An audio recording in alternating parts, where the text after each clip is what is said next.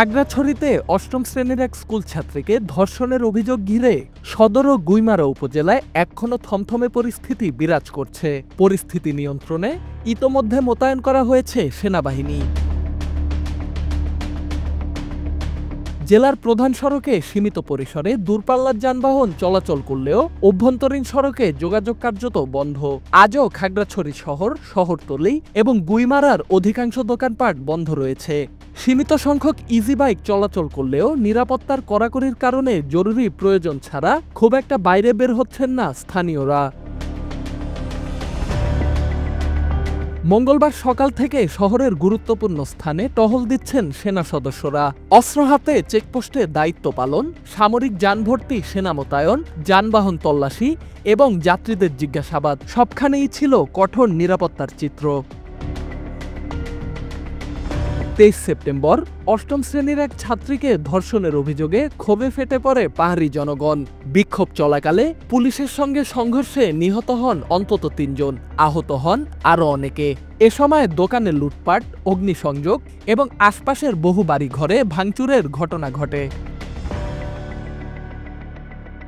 পরিস্থিতি নিয়ন্ত্রণে রাখতে অনির্দিষ্টকালের জন্য 144 ধারা জারি করেছে স্থানীয় প্রশাসন। এতে একসঙ্গে 5 জনের বেশি সমবেত হওয়া, যে কোনো প্রকার সভা সমাবেশ এবং অস্ত্র বহন পুরোপুরি নিষিদ্ধ করা হয়। তবে দ্রুতই এমন পরিস্থিতি থেকে উত্তরণের আশা করছেন স্থানীয়রা। চলাচল করতে পারলেন আমাদের ধরেন সংসার আছে, ফ্যামিলি আছে, বউ বাচ্চা আছে, সবাইকে নিয়ে আমরা খাইতে পারি, চলতে পারি। এখন এখানে যদি 5 দিন আটকে পড়ে থাকি, আমরা কিভাবে চলি? চলার কোনো ভূমিকা নাই। এখন আমার বলার মতো কোনো ভারসাম্য নাই, কেননা দীর্ঘদিন এখানে যদি পড়ে থাকি, কোথায় খাচ্ছি, কোথায় যাচ্ছি, কোনো গিয়া নাই। এখন পকেটেও টাকা নাই, কিভাবে চলবো? আমাদের তো অনেক কষ্ট হয়ে যাচ্ছে।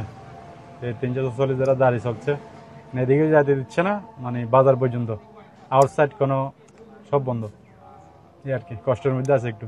সরকারের কাছে চাই যেন সরকারে জানে এটা খুব দ্রুত জিনিসটা একটু সমাধান করে দেয়।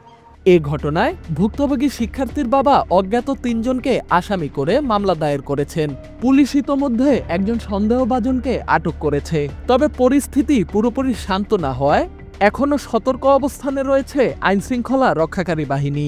Dhaka express, news desk.